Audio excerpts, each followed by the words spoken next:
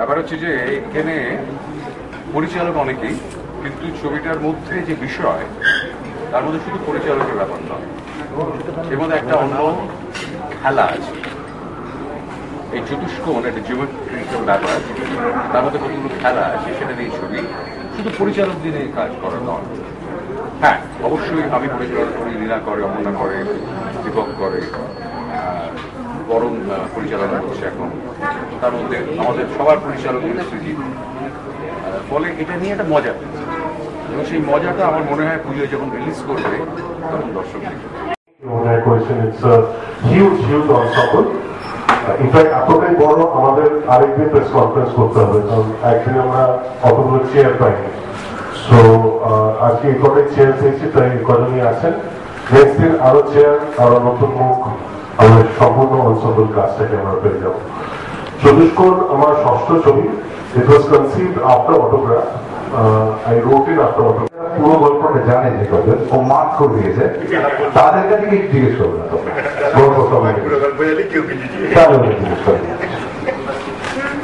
একটা রাত্রির বেলা প্রায় তখন কথা হয়েছে 2টো বাজে। কোথায় একটা ফুল করে হাওয়া দিচ্ছে, কিন্তু সে হাওয়া গায়ে লাগছে না। অন্ধকার রাত্রির তো ভালো বুঝতে পারছি না।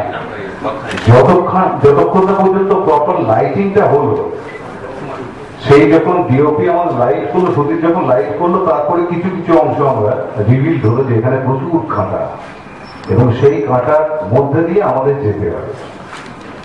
গৌতমকে যেতে হবে, পরমকে যেতে হবে, রিনা আমাকে যেতে হবে। এই যাওয়ার সময় কত বছর কাঁটা লেগে যাচ্ছে, এবং এমনই একটা সিন ও ডিজাইন করেছে যে সে কাঁটা না লাগলেও লাগাতে হবে, কারণ আমার পায়ে কাঁটা ফুটবে, এরকম একটা ঘটনা। ব্যাস এই পর্যন্ত।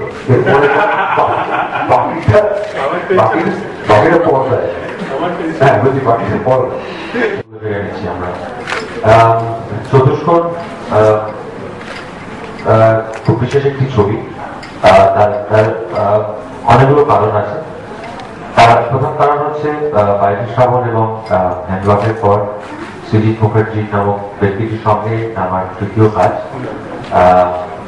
এর মধ্যে এটা হয়েছে যে গত বছর যে দুয়েক সৃজিত টিস্যু বেশি বন্ধু হয়ে পড়েছে, তার ফলে আমি ওর লাস্ট ছবিতে করিনি। এটাতেও মানে করার কথা ছিল না অ্যাকচুয়ালি। আমাকে ও প্রচুর দিন ধরে রাজি করাবার চেষ্টা করছিল একটা গেস্ট অ্যাপিয়ারেন্স করতে। তারপর 24শে ডিসেম্বর আমি বম্বে থেকে কলকাতায় ফিরি। 25শে ডিসেম্বর ও আমাকে সেমি কিডন্যাপ করে বাড়িতে নিয়ে যায়। ইন্দ্রজিৎ দাশগুপ্তর বাড়িতে আমাদের নেমন্তন্ন ছিল, সেখান থেকে ওর বাড়িতে আমাকে নিয়ে যায়। আমি কারণটা বুঝিনি তখনও। তারপর আমাকেও পুরো ব্যাপারটা খুলে বলে। সিনেমা হচ্ছে অভিজ্ঞতা, সেটা মানুষের ভালো লাগতেও পারে, নাও লাগতে পারে, কিন্তু যারা করে তারা প্রাণ দিয়ে করে, ভালোবেসে করে, এবং একটা উত্তেজনায় করে। আমরা সবাই তাই করেছি, এবং আপনারা অপেক্ষা করুন। তার কারণ একটা টাইম এন্ড স্পেস, তো একটা অভিজ্ঞতা, টাইম এন্ড স্পেস, সেটা তো আপনাদের এনজয় করতে হবে। এবং আপনার দর্শককে বলবেন, আপনার সাংবাদিকরা, যে আসুন একটা সময়ের খেলায় আমরা মাতি।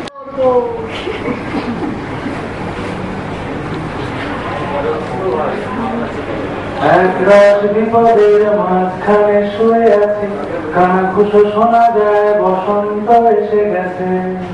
কবিদের মৃতদেহ চাপা পড়ে কাগজে, মুকুলের সন্ধানে বসন্ত এসে গেছে।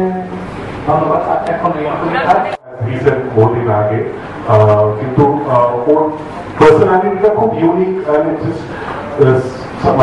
যখন চরিত্রটা লিখেছিলাম, এই পার্সোনালিটিটার কথাটা আমার বারবার মাথায় এসেছিল। সো এই কাস্টিংটা খুব ইন্টারেস্টিং হয়েছিল, মানে কাস্টিংটা খুব খাপে খাপ হয়েছিল।